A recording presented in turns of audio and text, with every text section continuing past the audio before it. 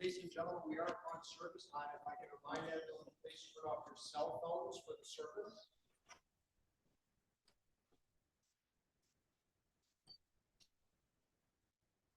I know I don't look like Rabbi Chaitowski, and I'm not. He's out of town, and family asked me to sort of be here, and BMH was kind enough to say that's okay. Esainai el heharim, me'ayin yavo Ezri. Ezri me'im Adonai oseh shemayim va'aretz. Al yatein lamot raglecha al yanum shomrecha. Hine lo yanum velo yishan shomer Yisrael Adonai shomrecha. Adonai tzilcha al yad yeminecha. Yomam hashemesh lo yakeka. V'yareach balayla. Adonai yishmorcha mikol ra. Yishmor et nafshecha. Adonai yishmor tzeit chavoecha me'ata v'yad olam. I will lift up mine eyes unto the mountains. What is the source of my help? My help comes from the Lord, maker of heaven and earth. God will not let your foot give way. Your protector will not slumber. Behold, the guardian of Israel neither slumbers nor sleeps. God is your guardian. God is your protection at your right hand. The sun will not strike you by day, nor the moon by night. The Lord will keep you from all evil. He will keep your soul. The Lord will guard your going out and your coming in from this time forth and forevermore. Eloheinu v'Elohei Avotenu, our God and God of all generations. Thou who governest all things with infinite wisdom and mercy, and who guidest the destinies of all of humankind. As a parent have you loved us and showered your blessings upon us.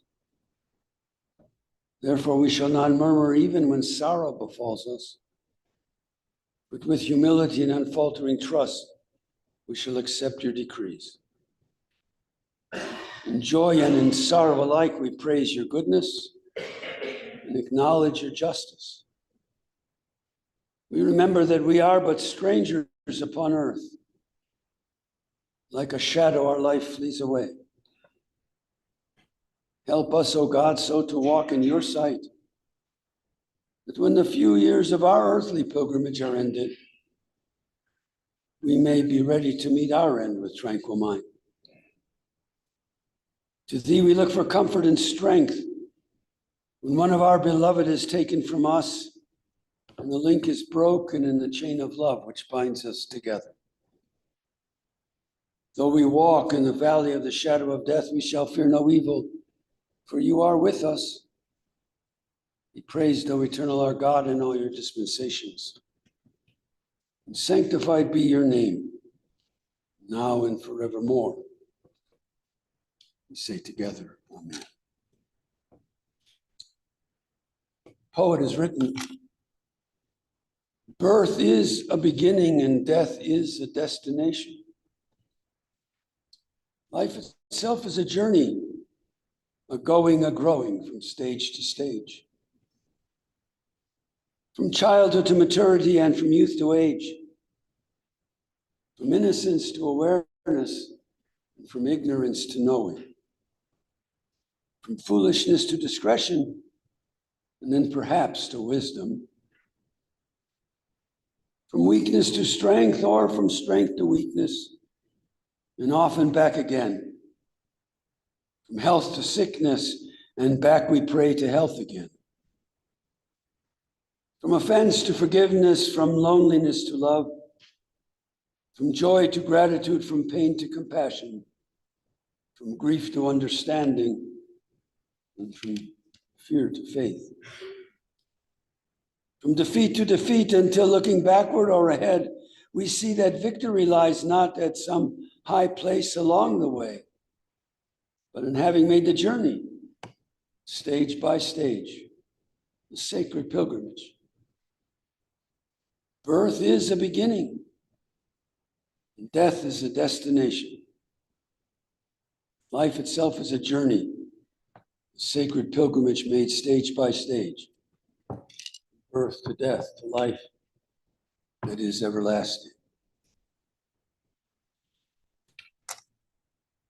There is one reading that is perhaps used more than any other at moments like this,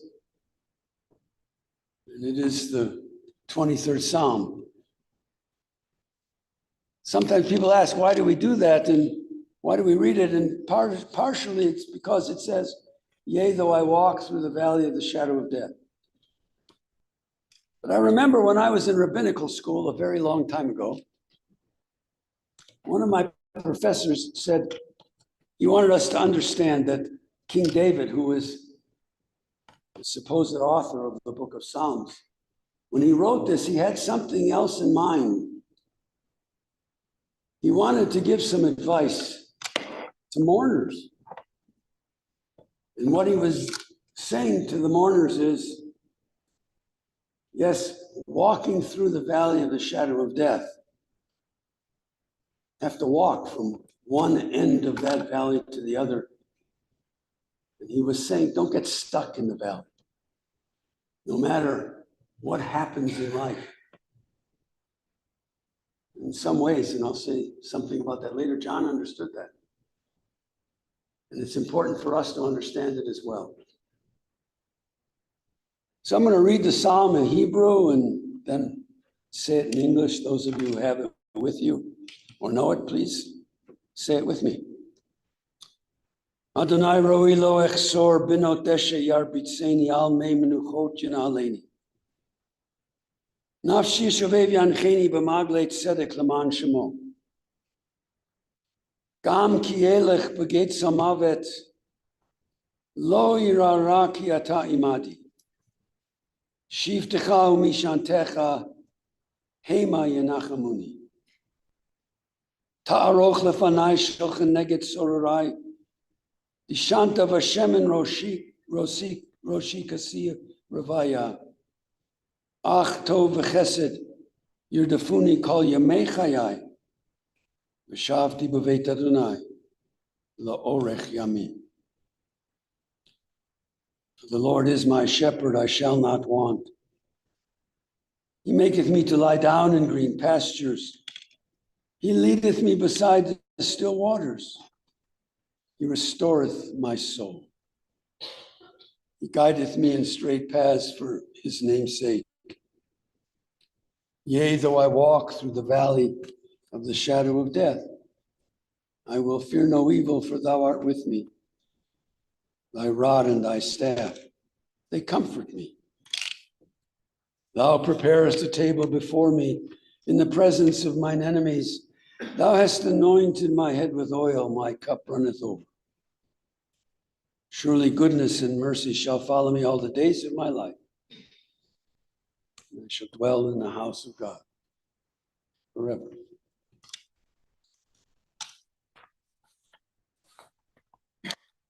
John had many friends.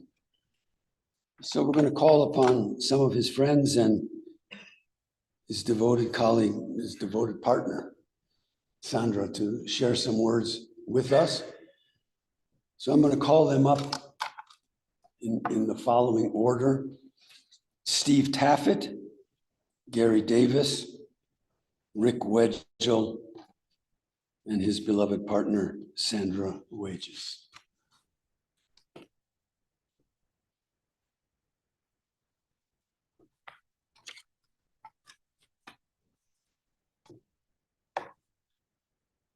And I didn't get the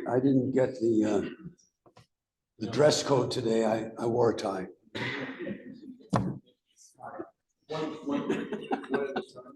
No, whatever you want, whatever comfortable.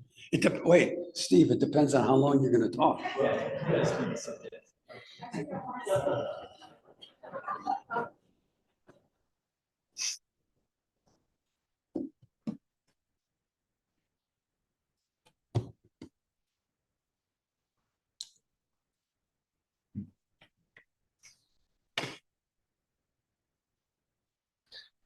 Really nice to see so many people here today. Thank you all for coming. So many faces and names that no longer go together so well now that we've kind of grown up, but this is clearly Jon's community, and it's great to be in your company. So it's often said that your friends are a reflection of yourself. If that's so, I feel incredibly fortunate to have been reflected by the person that Jon Madison was. He was my dear friend for 51 years. We met on the first day of law school at CU in August of 1974. I was a new kid from Colorado. I was a new kid in Colorado, coming from the East Coast. I didn't know anybody. And I sat down next to Jon at the first gathering of new students at the CU Law School. And it just didn't take very long for me to know that I'd met a really good guy, and he was a guy I wanted to get to know better. That was my great good fortune and the beginning of a spectacular, special, long, and rich friendship. Friends are the family we choose. Being chosen by Jon was a great moment in my life, even if I couldn't have known it at the time. There I was in 1974, brand new to Colorado, and I had met this Jewish boy who had very deep Colorado roots. And he was steady, loyal, and smart. And over the years, he came to be a huge influence in my life. Sitting there next to me at CU, there was this guy who he looked a little bit like me, said Swayze not too long ago. And we were dressed very differently that day, the first day of law school. I teased him for years about the pale blue denim suit that he wore that day to the first day of school. I think it might even have had a denim vest. And I can't resist doing it again today. Jon, always a slave to fashion. The denim suit came well before he started wearing all of that polo and Ralph Lauren clothing. Stylishly wore it and provided by Sharon, who kind of had to put him in it. And it was also long before the colorful Lilly Pulitzer flowered fashion that Sandra suggested he wear for the week we just had in Cabo San Lucas together. That was just a few weeks back, the end of June, and there'll be a little bit more to come on that later. So right from the beginning, Jon showed me the ropes. He shared everything with me. He introduced me to his family and his best friends. I became friends with his brother, Bruce, and with Bruce's better half, Susan, and also got to be friends with childhood friends, with Jon's childhood friends, Rick Wedgell, Gary Davis, Eddie Reed. Jon showed me the Colorado way of life. It could not have been any better for me because Jon was a Colorado boy who really never left here. He was happiest in Denver and Vail, and then later in Eagle.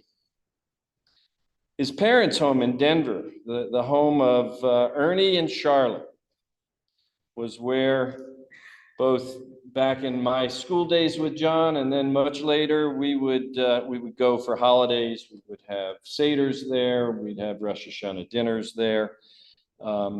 Many celebrations. As many of you know, Jon loved that hilltop home. And it was sold at one point in time, and he bought it back for his family some years later. I don't know how long the gap was. But to me, 100 Jasmine always seemed to center Jon Madison. So as the years passed, we each married strong women, and these women bonded together, and they brought our families together, and our kids became close. Lake Powell was an especially favorite playground for the Madisons and the Taffets. For years, our families would gather on Jasmine Street, and we celebrated good times and, of course, some sad times. There were several of those, most notably the sudden loss of John's mother, Charlotte, Bruce's mother, Charlotte, and years later, the sudden loss of John's beloved son, Eric. That was a huge blow, but Jon carried on. And now we're here for the sudden loss of Jon.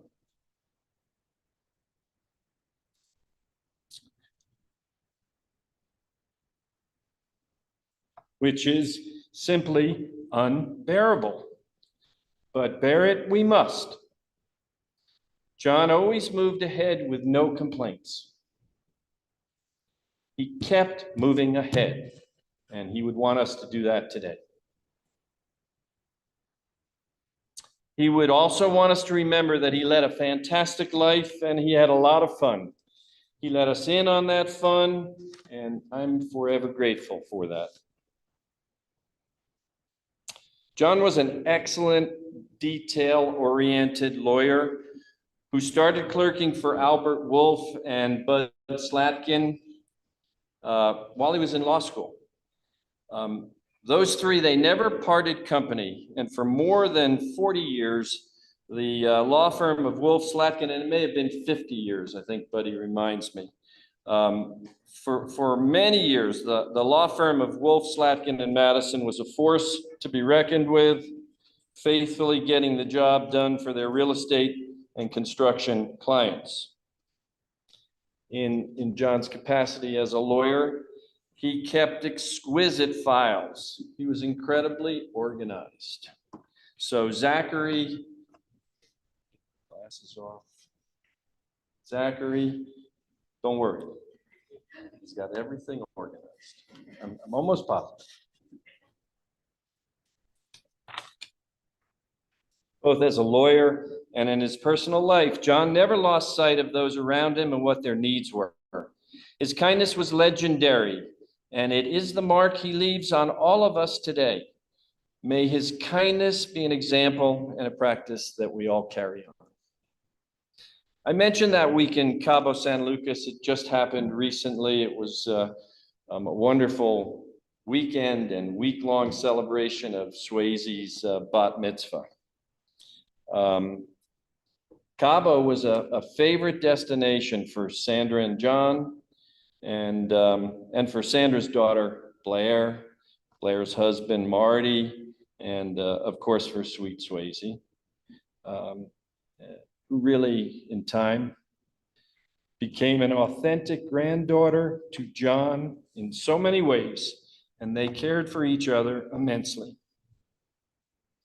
Jon, Sandra, and Blair planned the most wonderful bat mitzvah weekend in Cabo for Swayze, and then made sure to include a bunch of their old friends, many of whom are here today, and some of their new friends from Vail, from Eagle, from Frost Creek.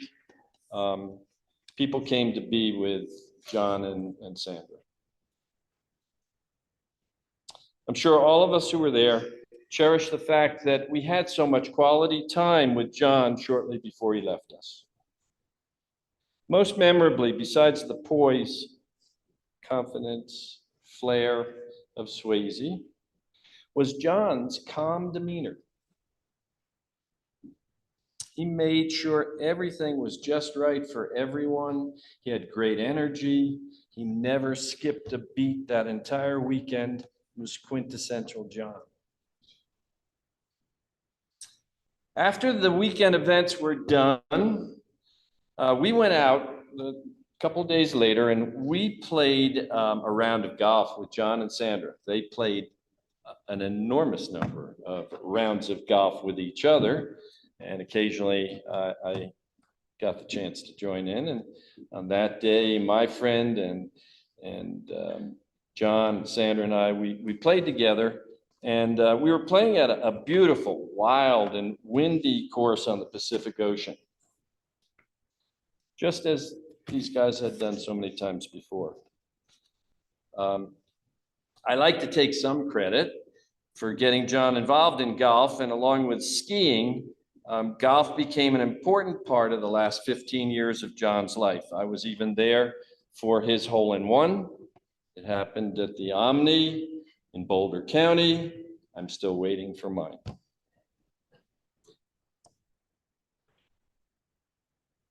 Being the good athlete that John was, he picked up the game with enthusiasm. He worked hard at it, and he became quite competent. That Tuesday after the bat mitzvah, he played beautifully. He kept hitting drive after drive down the middle of each fairway. He followed his drives with solid, quality approach shots. And then he was making all of his putts. John was in the zone. And when it was done, John had put up the very best score I ever saw him make. I'm always going to remember that last golf game together. And now I would have been crowing about a round like that, but John, in his normal fashion, he didn't say a word about it. I couldn't even get it out of him. He was just modest and understated that day, as he so often was. I can go on and on about Jon Madison, but I've probably exceeded my time. Let's share our memories and stories and hugs and laughs with each other today, tomorrow. I know we'll all be together. And know that John's goodness stays with us forever. Saying goodbye this soon feels wrong. So instead, I'll just say, I love you, John. Please know you are with me always.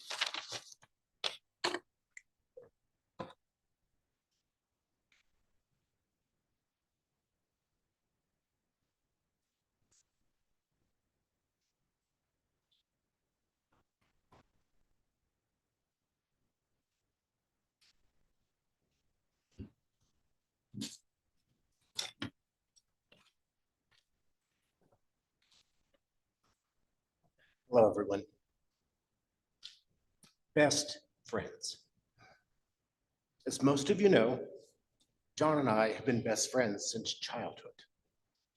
Actually, it was Erwin Hoffman's tennis program at Green Gables that first brought us together. John was the best player in the 10 and under in Colorado, and I was lucky enough to be his doubles partner. That partnership has lasted more than 60 years. In that time, we have shared every part of our life together. From awkward social encounters in junior high, joining a fraternity, playing high school tennis team, to his early enrollment at CU, John was my best friend. We became aware during the counterculture of the late 60s, taking road trips to Haight-Ashbury, and later on to a music festival in Connecticut that was to rival Woodstock. We were swept up in the music, the politics, and the energy of that time. We shared outrage at injustice, the war, and hoped for a better world. I'll never forget how deeply Kent State affected John, or the memorial that he organized at George Washington High School to plant 4 trees in honor of those students that were killed. That was John. Compassion, deeply human, always caring. But our bond was not just big memories and moments. It was about family, traditions, and time. From Friday dinners with Charlotte and Ernie, to weekends skiing in Vail with my dad. We wove our families together. My kids grew up skiing with Jon, just as I had. Year after year, we kept Vail as our meeting ground, never missing a season. Even when life took us in different directions, me to school in the East and later to New York, we never lost touch. More than that, there was never a single moment, important moment in my life, good or bad, that Jon wasn't part of. He knew me better than anyone else. And like many of you, I leaned on him for advice, comfort, and laughter. And when times were hard, like with Eric's passing, I tried to do the same. I think we can all agree that Jon was a caregiver by nature. As a son, husband, father, attorney, brother, and friend, he was steady, thoughtful, and kind. His calm, insightful manner gave me hope and confidence on many occasions. He was the one holding the string of my kite when I was struggling with difficult times. His love and devotion to Zachary and his brother Bruce and his family was abundant. Jon never dwelled on bad parts of life. He moved on to make it better, and boy did he succeed by meeting Sandra, who brought him great new happiness, opened his life to travel, love, adventure, and endless golf and skiing. Sandra also gave him the happiness of a grandchild, Swayze. Having 3 granddaughters of my own, I know the joy of grandchildren, and I love that Jon did too. As hard and tragic as this loss is, I try to keep my spirits up by knowing that Jon was happy. He was truly content with his life, more so than almost anyone I know. I will love and cherish him forever, not just as my best friend, but as a remarkable person he was.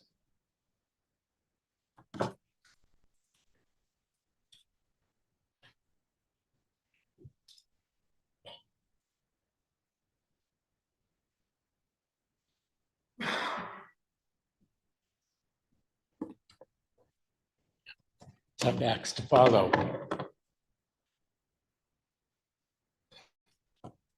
I'm so modern, I have it on my phone. Johnny Madison. I've been reflecting over my 60-year friendship with Johnny Madison these last few days, and many wonderful memories come to my mind.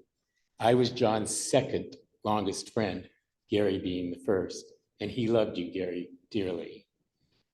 First and foremost, Johnny was a true mensch, a very kind, wonderful guy, a guy who worked hard, who loved life, and who enjoyed immensely a great meal followed by a great dessert we were supposed to share, even though he ate the majority of it. As I reflect back, I remember coming over to John's and hanging out in the basement. And then when he bought the Jasmine house from the people who bought the house from his father, that freaked me out because I had to see the basement that I saw many years before, bringing back many memories of wild and crazy times. And then there was the Bonneville that his mother drove for years and gave to him as his first car. He beat the shit out of that car, both the interior and the exterior. That was one big mother of a car. Even until the day he died, he would drive and keep cars for many years, and he would drive them and accumulate hundreds of thousands of miles on his car. I went to Cal Berkeley and Jon went to CU. He had to stay close to home because he always wanted to come down for Shabbat dinner every week, cooked by his mother and Aunt Ness, a close family friend. But the real truth was he came down for a home-cooked meal, but more importantly, he could collect a new set of 6 drinking glasses because somehow every week he broke 6 glasses and his mother bought him the next group of 6 glasses every week. Do you remember that? We were on different schedules. My school was on the quarter system and his was on the semesters. So I got to come up and hang out with him in his apartment on every break, and we would have some fun parties. Jon was the first person I knew to live alone in an apartment without roommates. Then there was the apartment on 6th and Penn, a building owned by his dad, Ernie. It had a great pool for young men to hang out with or without a hangover from the night before. And before that, there were swims at the Cheeseman Club, which was another building Ernie was involved in. And we were younger, and Charlotte would take us there to swim. It was an indoor pool, I think. Ernie had a large ownership in that building, and Jon, to this day, was still managing it and having to deal with something called Denver Energy, which has been a big pain in the ass for this county. As we got older, teens, Jon taught me how to smoke dope, which turned out to be a prerequisite for an up-and-coming Berkeley student. And by the way, we only paid $10 for a baggie then. What a bargain.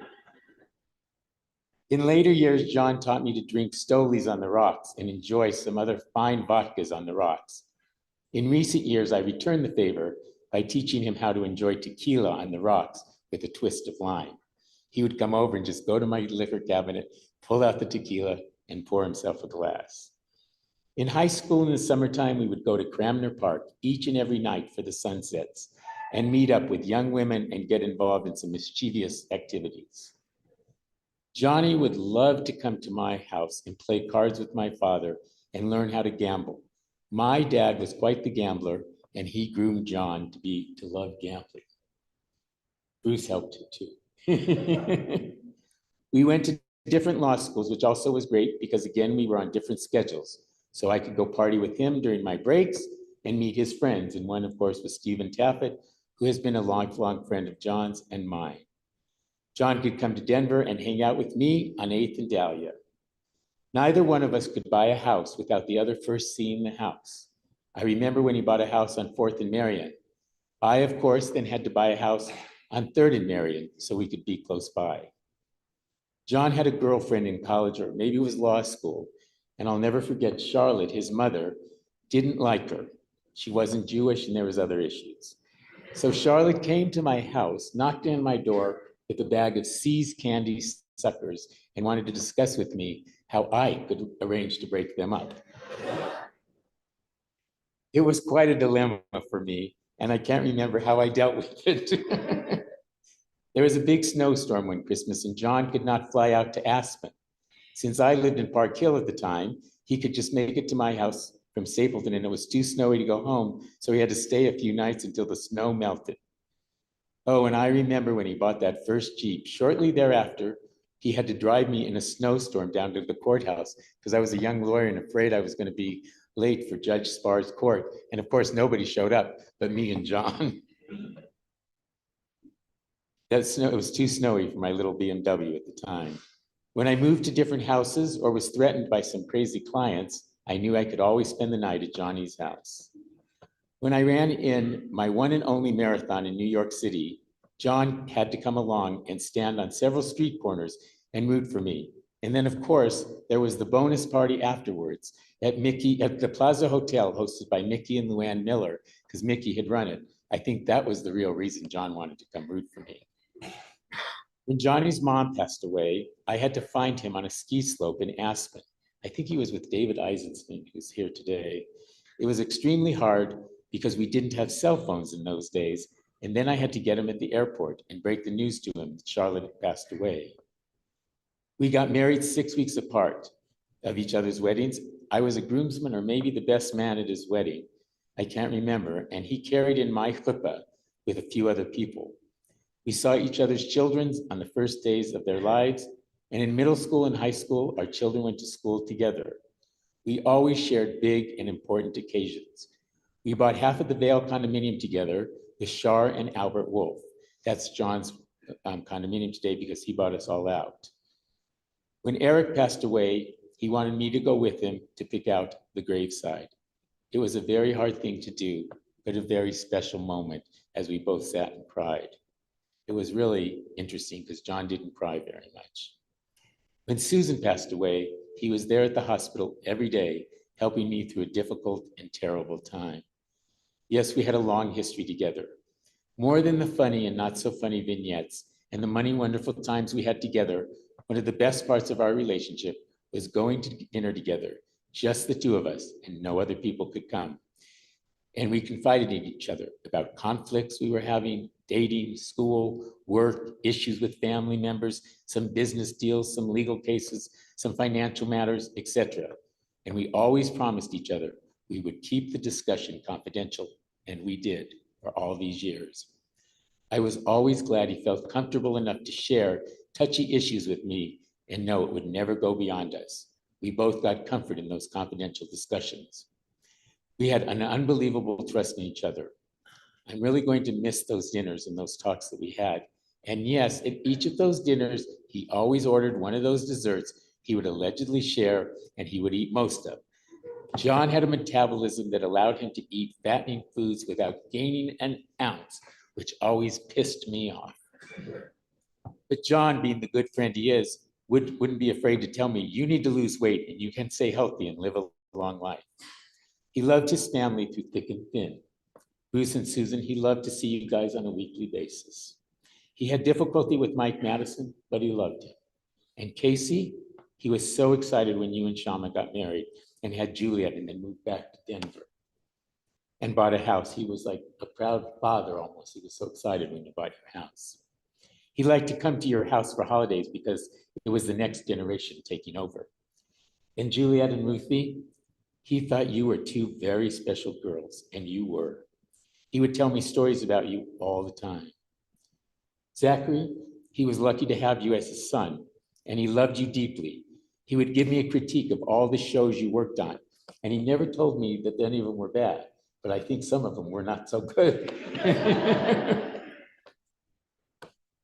And then Jess, he was very excited about you, and he would tell me about meeting you and having dinners with you and learning to appreciate you.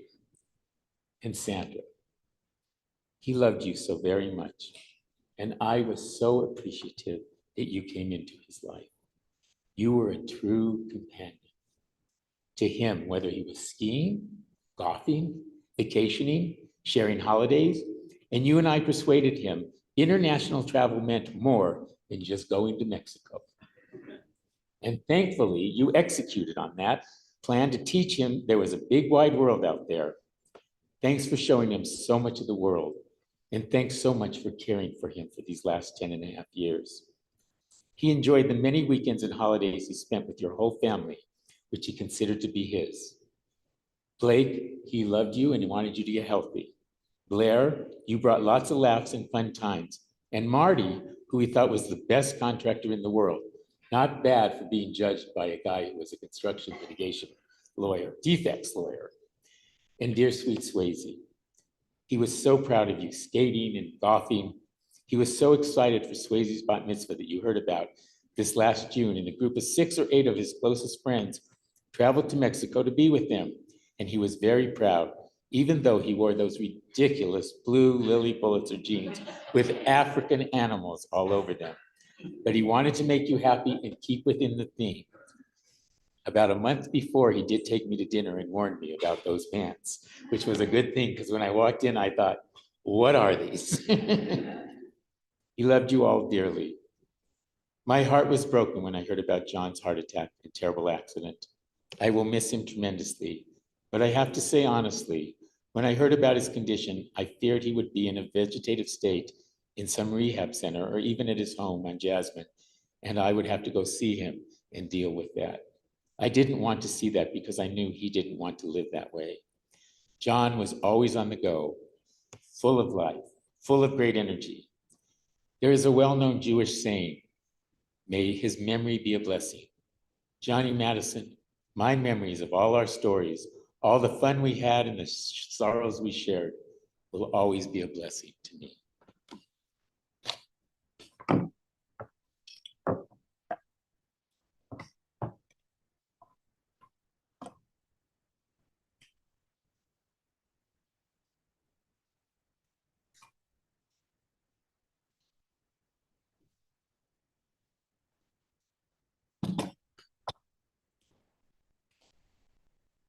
I do not have the longevity that these three gentlemen had with John.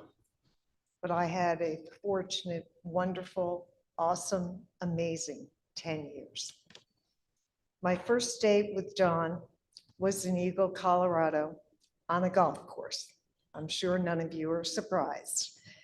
And you really get to know someone in a golf cart for almost 5 hours.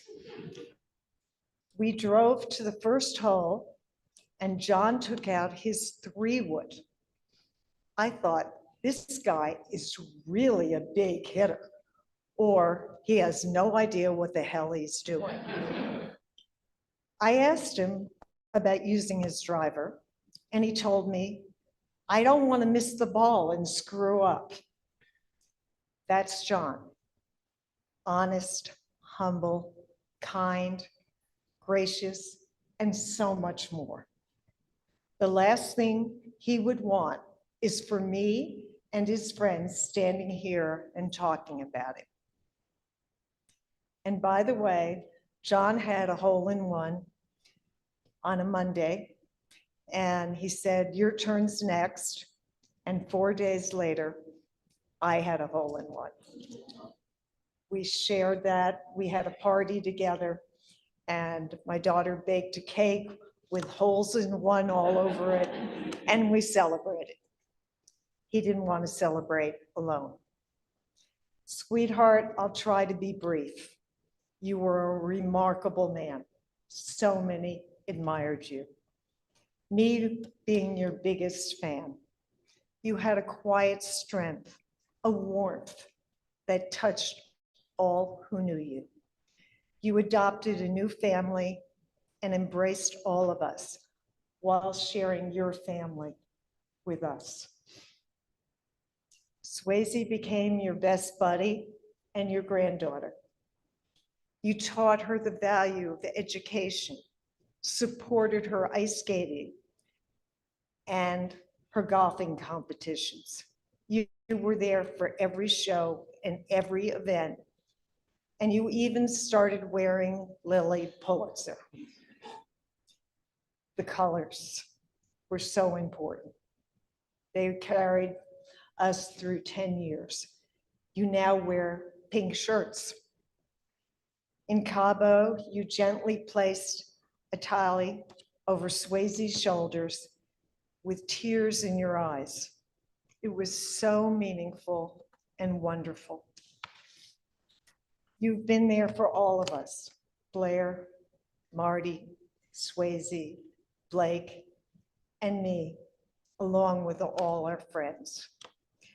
After dating John for months, he invited me to his home, and he told me it was the opposite of mine, very modern and very sleek. So what he did, to my surprise, is he put flowers in every single room to give it some warmth and some Sandra. To this day, as I walked in the house after he had left us, there were flowers in every single room. We promised each other, even if one passed, to embrace the spirit of adventure in travel, sharing the joys of meals and drinks with friends, and cherish playing golf and skiing with friends and family. John, you learned that Cherry Creek had more than 2 restaurants. Travel was not limited to visiting Mexico, and you developed a spirit of adventure. We watched many golf and tennis tournaments together, and I asked you, why do all these professionals have teams? I didn't understand this team thing. And he turned to me and he said, I am your team. We started out on the golf course and we parted on the golf course, not knowing that was our last time together. John, you are an unassuming man whose integrity and empathy inspired everyone who came into contact with you. Your humble demeanor will never be forgotten. We spent 10 glorious years together. You will always be loved. I will miss all the time we spent together, enjoying each other in life. I will continue this journey alone, knowing I have your support and your guidance. May your memory be a blessing to all who knew you and give us the strength to continue forward. And you will forever live through all of us.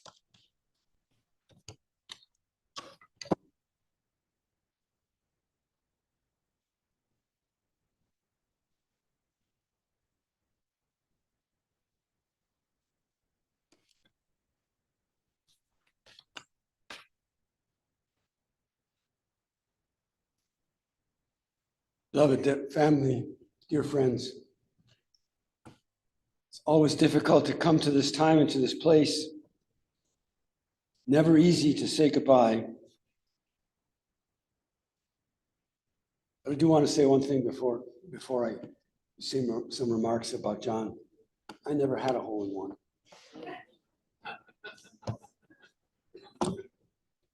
I suppose that's because I'm not a great golfer, but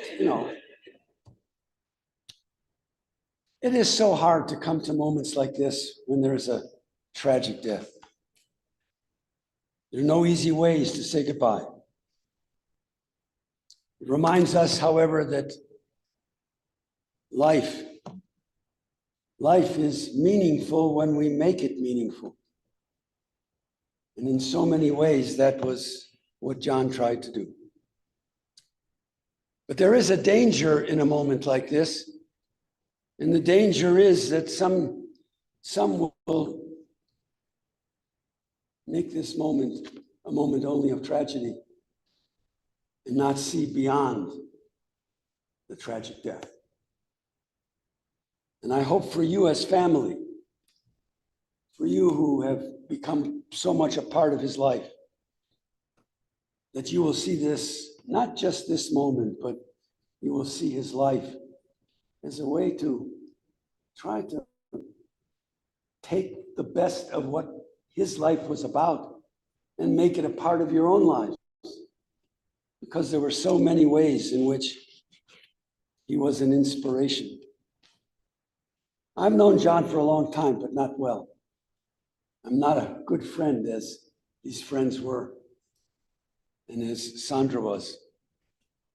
But I've learned a lot about him in the last few days, and I remember some things about him. And these words of tribute by those who loved him so are an important way for each of us to bring to mind who he was in his highest moments of living.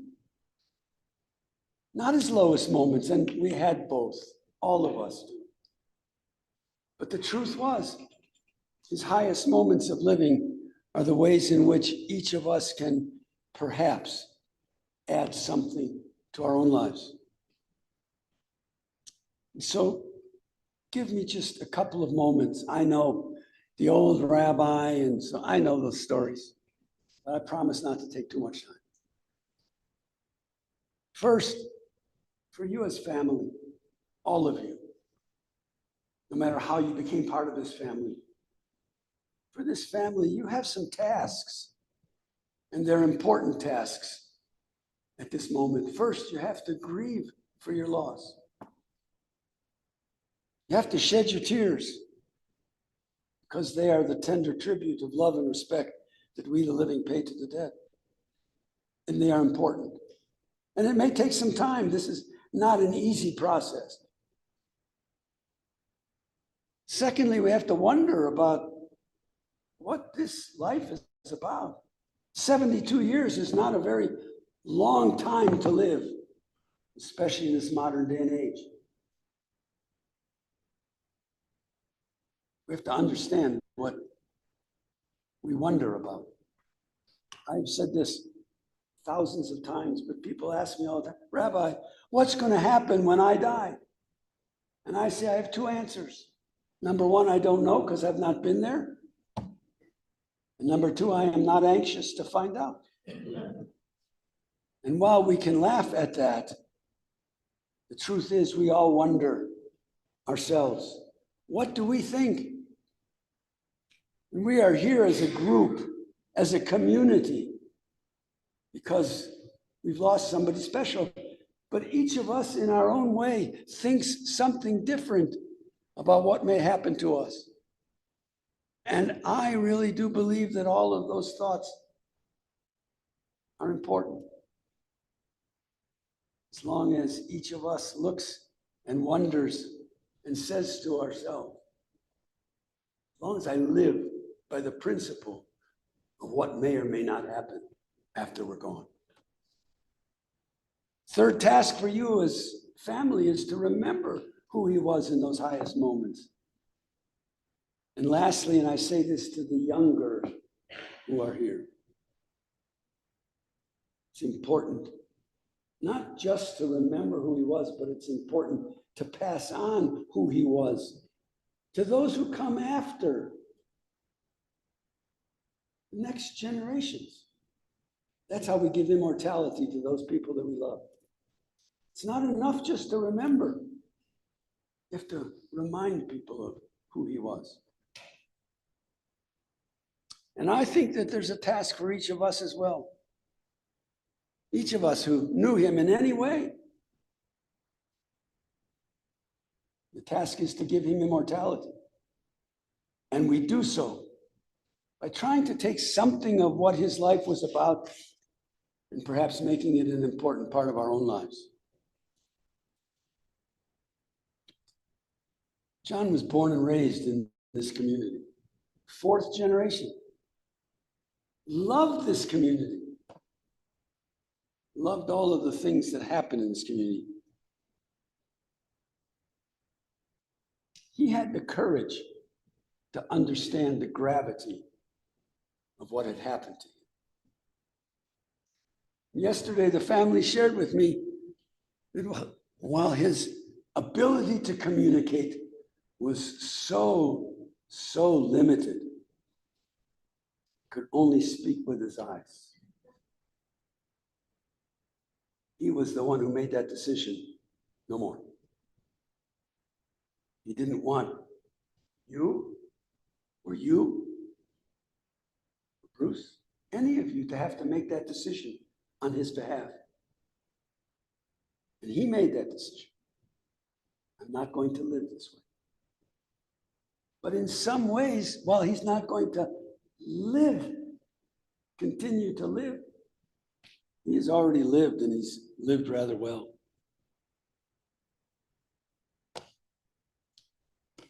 His was a life of dignity and purpose. Gary, I'm glad you said that he was a caregiver. We all think about caregivers as somebody who's at the bedside of a person that we love and taking care of them. His was a little different. He was open and he was present when anybody needed him. And that's how he cared.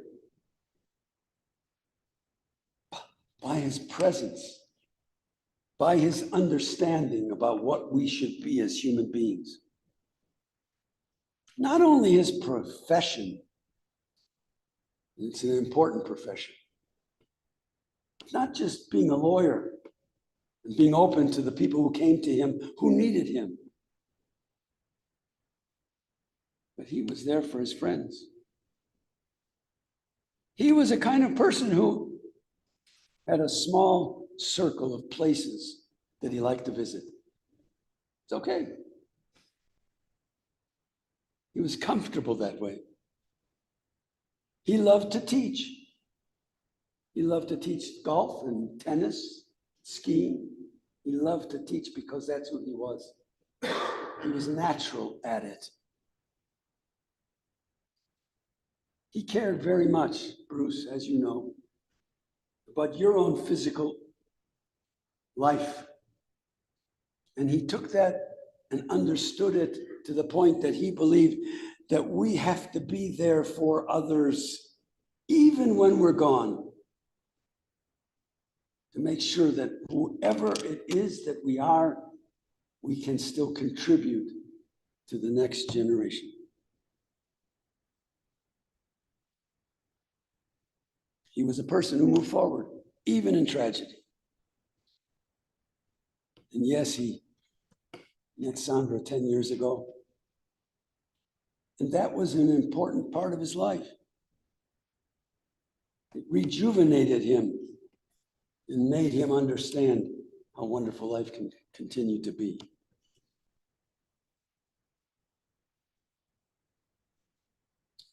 And so as we are here on this day to say farewell, we do so understanding that we can be more reliable for others because he was in his life. That we can be a friend because he was. That we can be that person who cares about saving others in the decisions they have to make by taking some of that responsibility ourselves. There's so many ways in which you as family and friends will remember him.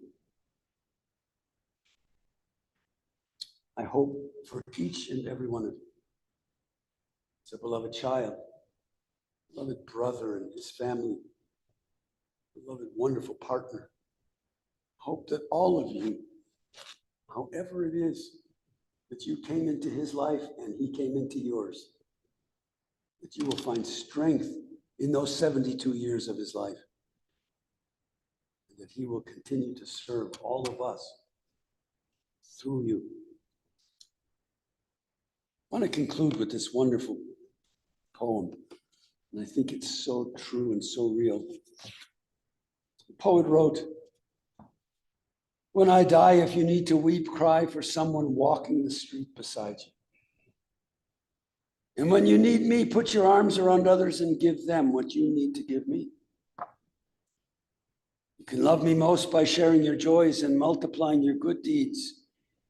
You can love me most by letting me live in your eyes and not in your mind. When you say Kaddish for me, remember what our tradition teaches. Love doesn't die. People do. So when all that's left of me is love, give me away." I hope that you as family and you as friends will continue to give that love away to one another and to all of those people that you will come to serve in your own lives. Adonai Natan, Adonai Lakach, Yehi Shem Adonai Mevarach Me'atav Yad Olam. God has given, God has taken away. Praise be the name of God, now and forevermore. Let us all say together. Now, dear friends, as you are able, and those of you who are not able, don't feel that you have to try to be able. May we please rise for the traditional memorial prayer.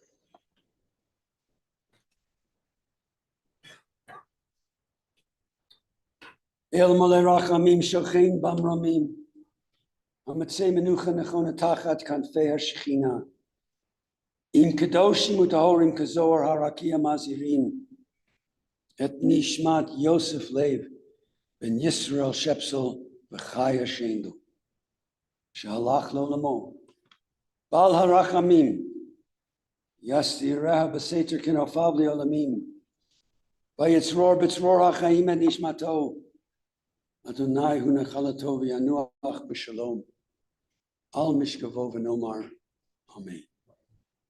O God, full of compassion, eternal spirit of the universe, grant perfect rest in your sheltering presence to Jonathan Lee Madison, who has entered into eternity. O God of mercy, let him find refuge in your eternal presence, and let his soul be bound up in the bond of eternal life. Be thou his possession, and may his repose ever be peace. And let us all say together. See.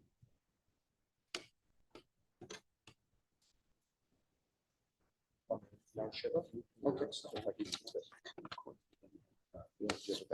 Thanks. Ladies and gentlemen, that does conclude our service here at the BMHBJ congregation. We will have interment at Mount Nebo Memorial Park. We will be having an escorted procession to the cemetery. So if you'd like to join us in that procession, we'll ask you to return to your cars as quickly as possible. Please don't delay with conversation in the sanctuary or the foyer. Try to get to your cars as quickly as you can. Have your hazards on. And we're going to use this west exit of the synagogue's parking lot. If you're not going to the synagogue or cemetery, if we can ask you to please give way to those who are and ask you to use the really far east side of the synagogue's exit. So that will help not confuse things for the escorts. We'll ask you to refrain from coming forward and trying to speak with the family and express your condolences. If we can ask you to wait until they're receiving you at the home of Jon at 100 Jasmine Street. That is in Denver. A lot of you took the pamphlets out that tells you that they will be there today after the service until early evening, and then informally tomorrow, just closer towards the end of the afternoon as Shabbos is ending from about 3 p.m. till about 7 p.m.